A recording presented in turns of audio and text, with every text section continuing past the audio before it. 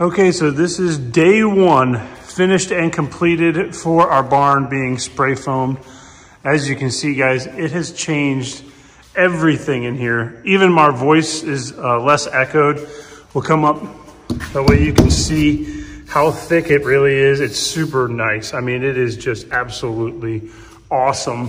It adds so much structural integrity to this building. Pretty consistent spray, I'd have to say, guys. The guy who did it has a pretty steady hand. It looks really, really nice. It's almost so nice you don't even have to cover it up. That's how nice it looks. I'm really, really impressed with how it came out.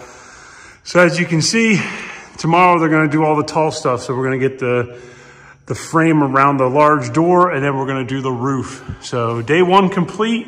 I'm really excited to see what this place looks like and sounds like once the roof is done. But yep. This is it, end of day one. Hello everybody and welcome to the channel. In today's video, I'm gonna talk to you about how we insulated our metal building, or I like to refer to it as our barn. But before we get into today's video, folks, if you wouldn't mind, if you're new here to the channel, please consider subscribing and supporting the channel. For those of you that have subscribed, thank you so much. I do appreciate the support. If you guys are looking to support the farm any further, please check out our website link in the description below. All right, folks, so let's cut right to the chase. How we settled on spray foam insulation for this building, the cost, and after 6 months of having this building spray foamed, what do I think about it? So first, let's talk about how we settled on spray foam insulation. So roughly, it came down to cost, time, and efficiency. Spray foam is probably the most efficient insulation on there. I've talked to a lot of people about this, and our values are a little skewed. But overall, spray foam is the most efficient type of insulation. The other reason we settled on spray foam insulation was actually cost. You know, a lot of times people look at the upfront cost to spray foam insulation and shy away from it. Everybody says it's more expensive per square foot. And although that may be the case in some circumstances, it wasn't for this building. So rough calculations put us at about $8,600 to do foam board 1.5 inch thick insulation for this building. Now, why did we choose 1.5 inch thick? Well, that's how thick our foam is here in Virginia. We didn't have to go the full 2 inches. We went 1.5 inch thick, and that cost us $7,200. So we saved over $1,300 just doing spray foam insulation, not including the amount of labor it would have taken me to put the board up in the building. And let's not forget that the roofs of these buildings are a real pain in the butt to insulate. Spray foam is actually one of the easiest ways to actually insulate the roof of this building. Now let's talk about what our experiences has been since we spray foamed it in May. So we've gone through spring, we've gone through a very hot Virginia summer, and now we've gone through the cool down here in fall. And we're heading into winter. And that's gonna really kind of change the dynamic of the building. And I'll make another video on that. But let's talk about the #1 problem season here in Virginia, and that is the summer. You know, a big problem with these buildings is condensation and radiating heat, neither of which was experienced with the spray foam. Now, spray foam does have inconsistencies. There's not saying that it's 1.5 inch thick all the way around.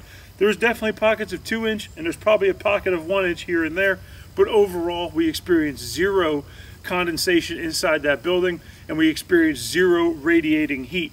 And the reason I know that is because if you actually look at this giant door behind me, you can actually feel the heat on this door in the middle of summer. Come right over to the side, you feel no heat coming through the metal. So that's a real big difference that the spray foam has made, and it's been really awesome to experience and see it, so I can pass on that to you. But enough talk about the spray foam insulation. Let's go in the building. Let me show you it. Let me show you the finished product so you guys can make your own decision on how you're going to spray foam your metal building. For those of you that are wondering, so I can address it now in the video, this is closed cell foam. This is not open cell foam. This is closed cell spray foam. And that's a big difference. You want closed cell foam. So one of the things that this closed cell foam brought to this building is sturdiness. I mean, first when you build this building, of course, it's awesome, but you really soon find out it's really tinny. When I say tinny, it's just thin metal. When you close the door, it sounded like you were closing a Pepsi can. But when we spray foamed it, we noticed a huge difference. Let me close the door so you can hear the difference. It has a nice thud to it. And I can't tell you how big of a difference that makes. This spray foam essentially makes this building made out of concrete and steel. This spray foam actually can lift concrete in certain applications. So it has really added to the structural soundness of this building. But let me bring you over to a portion of the wall and we'll kind of go over what the inconsistencies look like of this spray foam. Foamed building, we'll come up the walls here. As you can see, this thing is locked tight. Now you can see some light peeking through, but those roll-up doors, there's just really nothing you can do. There's gonna be pockets of air and light that get through over there. Same thing with these doors. We have 4 total roll-up doors in this building. That's for our business. We can open up and get as much airflow in here as possible. But look how well the roof looks on here. Now this is one of the biggest problems with these buildings is during the summer, even in April before we had it spray foamed, you could feel the heat coming off of that roof coming down inside the building. And this building would be at least 10 degrees warmer than it would be outside. So it trapped so much heat. And once we put the spray foam up, we did not have any of those issues. But here's one of the things I'm going to be completely transparent. It is a little inconsistent. You know, you can see a little air pocket here, a little air pocket there. This is supposed to be 1.5 inches thick. It's a 2-inch stud. You can clearly see that it's not necessarily 1.5 inches thick everywhere. But, you know, we got a decent deal on this and I can't complain. And you can see the walls are very thick. They look fantastic. So overall, I cannot complain. If you guys have questions about this, I know it's a huge investment, so please leave a comment on the video. If you guys have any questions about the spray foam, if I can help you out, I definitely will. But I would 100% recommend it if you have one of these buildings. First thing I would do is spray foam it, and that's exactly what we did.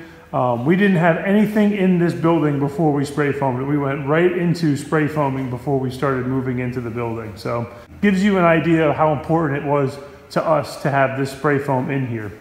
But that is it for today's video, folks. I hope you all stay happy, healthy, and I will see you in another video.